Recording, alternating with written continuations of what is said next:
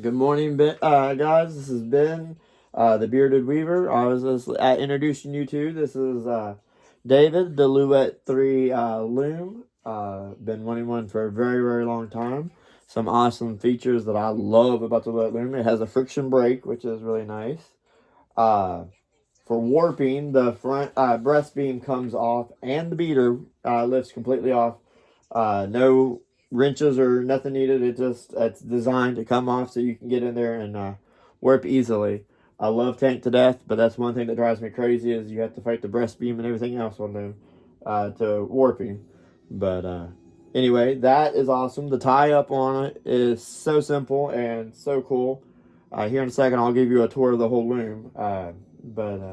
Anyway, I'm putting on a tencel warp for the Monarch shawl. So what I do is some people suggest when you warp tencel, some say not to use it as a warp. I've used it numerous times and have never had any ill effect, so I will continue to use it as a warp.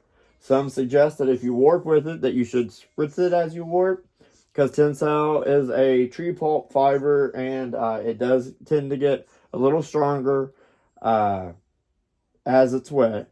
But as long as you're a little gentle with it and just take your time and don't over fondle tencel, I think it makes a gorgeous warp, as you can see. So yeah, like I said, David finally made his way up to Alabama. Judy was nice enough to drop him off a couple weeks ago. With works and all of that, I finally got the work chains done and getting him dressed. I'm hoping to get this round on this morning. But like when I work solo, I have weights on the front with these hooks, and right now it has 2.5 pound dumbbells on there. You can use just about anything, just something to give it a little bit of tension, so you can work back here. The Luette David comes with warp separators. Definitely not enough because I over put them in, I think, but either way, I got some cardboard from work that I am going to use.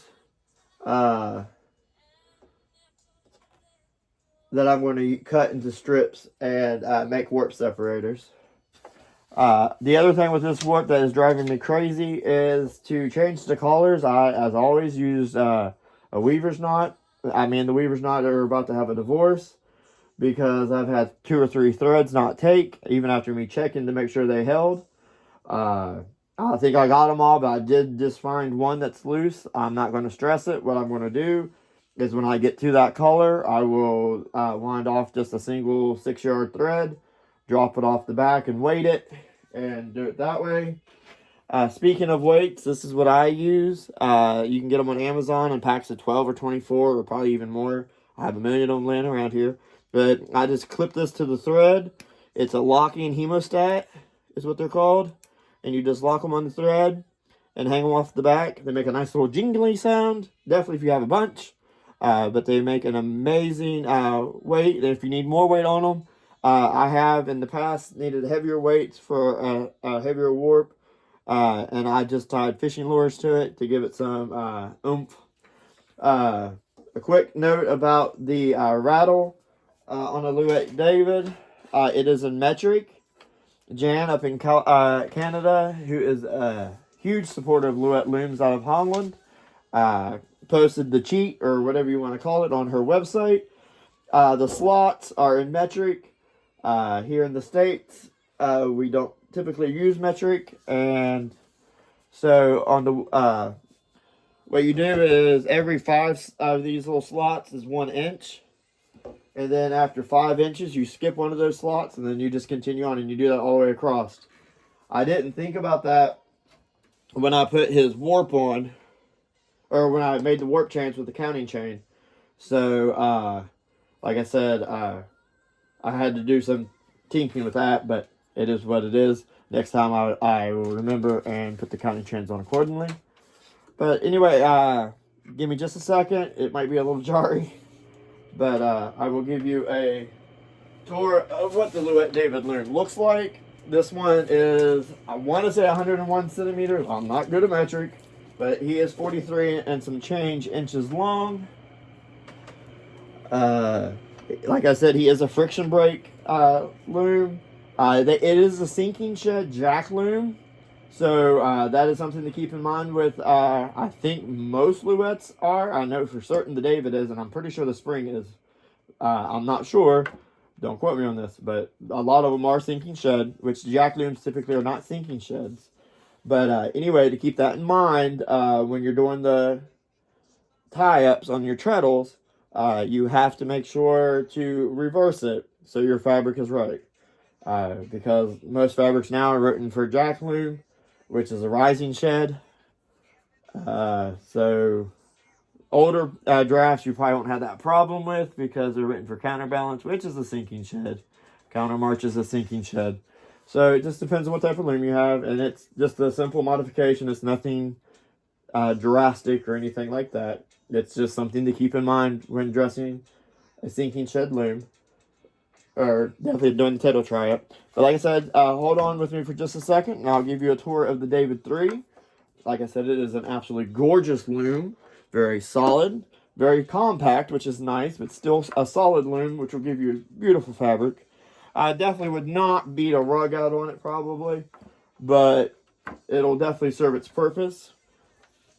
But, hold on one second, let me get it off the...